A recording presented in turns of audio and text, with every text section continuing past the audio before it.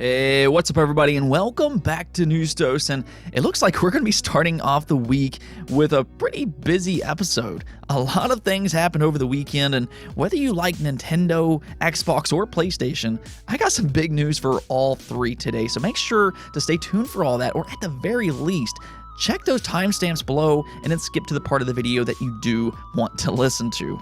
With that in mind, though, a big PlayStation 5 game will be releasing this week, but not only does this appear to be good news for PlayStation, but it also appears to be good news for Xbox. Yeah, a whole weird conundrums happening with that, so we're going to go over that as well as the possibility of some PlayStation 5 exclusives heading over to PC.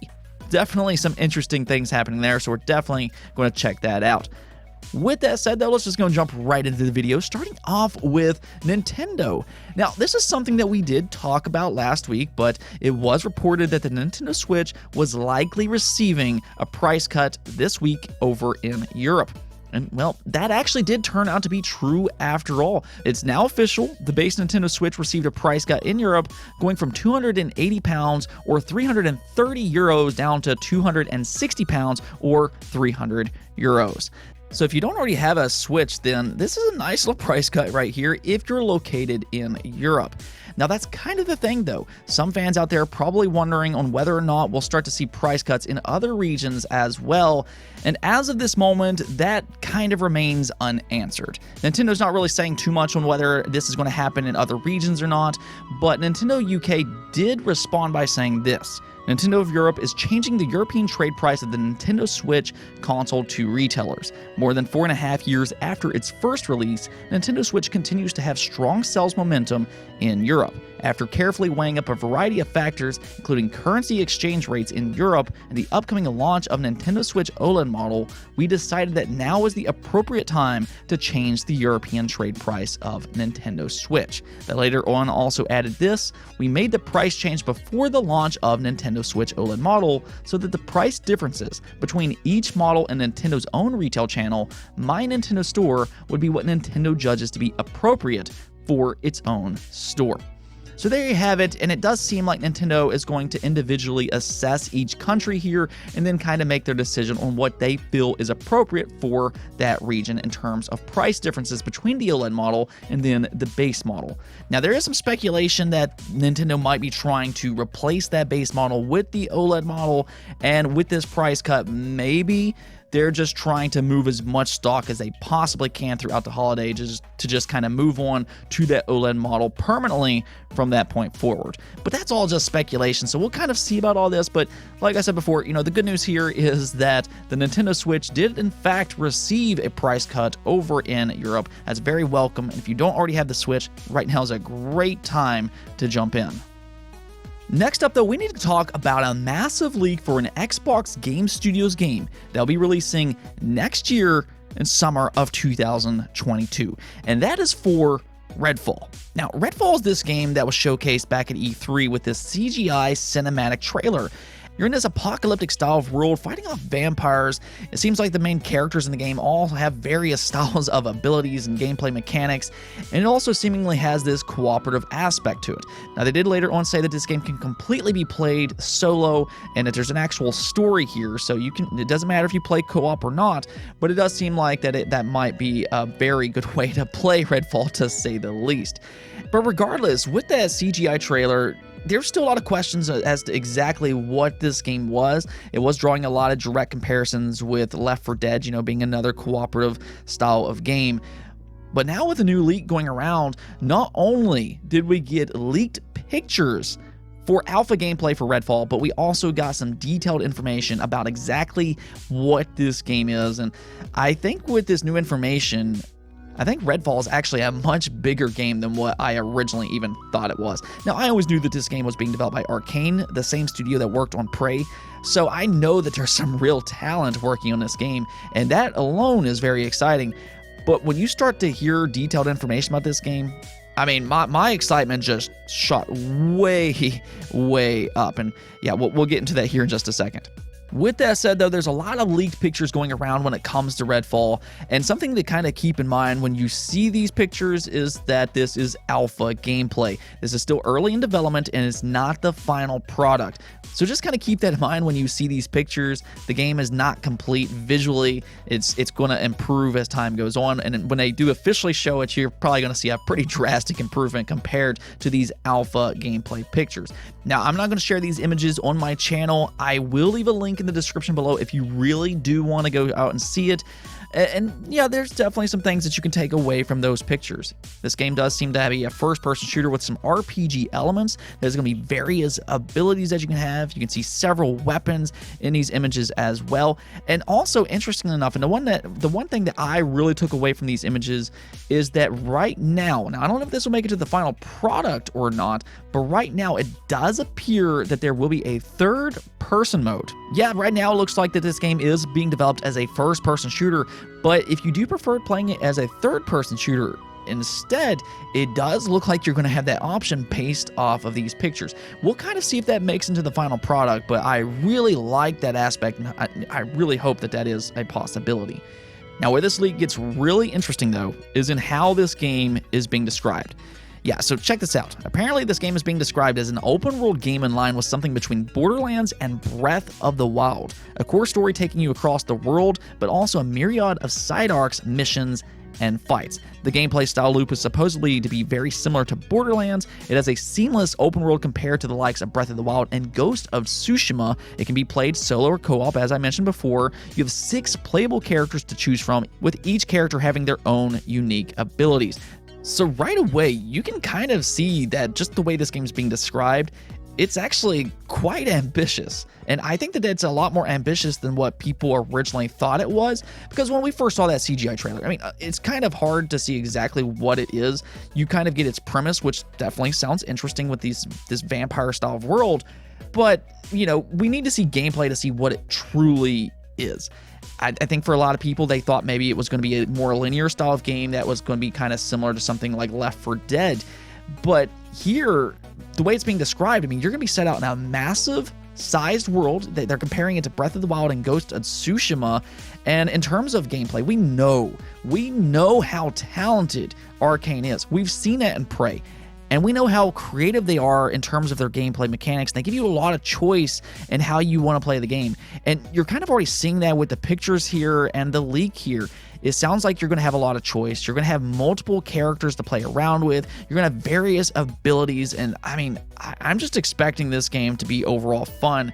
And I think when you pair that creativity with the big, massive open world, the way that's being described here, yeah, this game sounds incredibly ambitious and could be a huge, massive release for the year of 2022.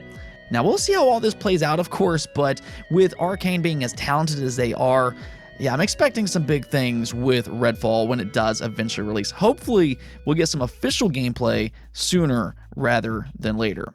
Now, that's kind of the thing, though, because, and I keep saying this, Arcane is a very talented studio, and, well, they're actually releasing a new game tomorrow on September 14th, being Deathloop.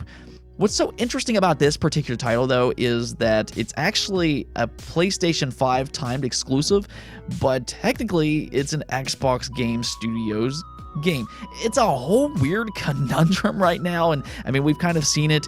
PlayStation has showcased this game at like 6-7 events by this point. They just keep showing this game, and well, it's starting to make sense now, because reviews started to roll out today, and it's now officially one of the highest rated games for 2021. Right now, it's sitting at an 88 overall score on Metacritic, with several big outlets giving it a perfect 10 out of 10 score. Yes, both IGN as well as GameSpot gave this game a perfect 10 out of 10, just absolutely praising its gameplay, its creativity, for how unique it is. And per usual, when it comes to Arcane games, it just allows so much creative choice in how you want to play the game. This is something that Prey does, it's something that Dishonored does, and it also is something that Deathloop does. I also expect the same with, of course, Redfall as well, that will be releasing next year. But yeah, with Deathloop here, critics once again are very impressed with yet another Arcane game. I did actually hear one reviewer kind of describe this as a Metroidvania earlier today, and as you all know with me, I love Metroidvania style games, and as soon as I heard that, I was absolutely sold on this game. But really, I think that Deathloop is one of the most interesting games to release in 2021, not just because it seems to be a very high quality game, but just in how it's releasing. I mean, I think that if you have a PlayStation 5, what you're hearing here with Deathloop is nothing but good news. If you have a PlayStation 5 this holiday, you're going to be able to go out and pick up Deathloop and play one of the best games that's released in 2021.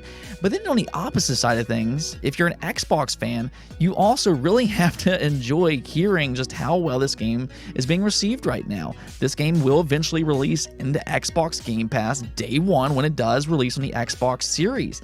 And I mean, if you just kind of look at Xbox Game Studios here recently, they are on absolute fire. In the last 3 months, this is what they've had to release. You have Flight Simulator releasing on the Xbox Series, and that game has a 90 overall score on Metacritic. You have Psychonauts 2, that one has an 87 overall score on Metacritic, which I firmly believe is easily a Game of the Year candidate. And now you have Deathloop with an 88 overall score. So in the last 3 months, very potentially, not only do they have some of the best rated games for the year of 2021, but they might have 2 Game of the Year candidates. So this is something that I've kind of said in the past. I actually made a video dedicated to this topic. But for those people who are sleeping on the Xbox Series, they need to wake up now, because you're starting to see it already. These studios that they've acquired in recent years, they're very talented, and they have the potential to make some really good games throughout this generation, especially with Microsoft giving them a bigger budget. Now, I'm not going to say that's the situation with Deathloop per se. Yes, they're very talented, and they're going to be a major contribution to Xbox, and we're seeing that with Redfall for next year. But with games like Psychonauts 2, that's a game that was directly impacted by the extra funds that Microsoft could afford Double Fine.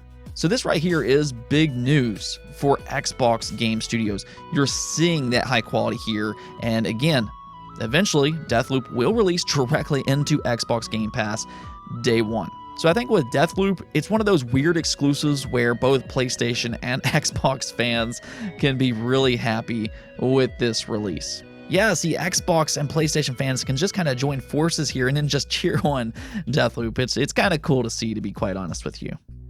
Now, speaking of PlayStation, we got some new information that could signify that PlayStation is ready to make a pretty drastic shift in their plans with releasing games on the PC.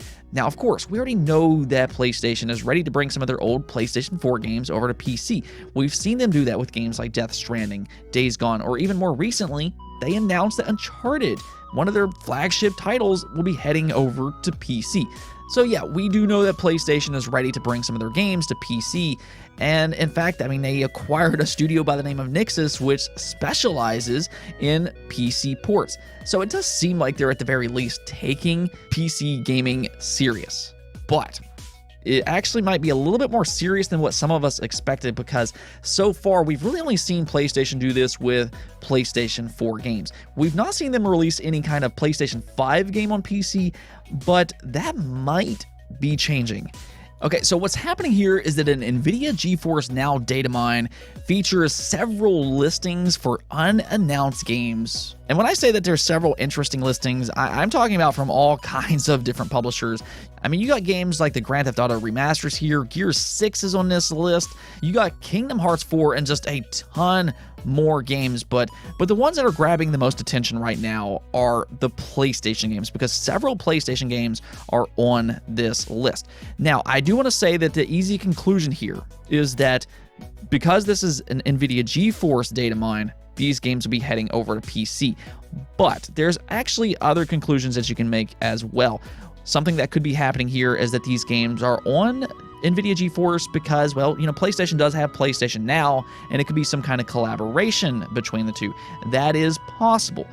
It's kind of hard to say right now what exactly is happening here, but yes, that one possibility is that maybe these games are coming to PC, and if that's the case, I mean, we're talking about some PlayStation 5 games that's released very recent.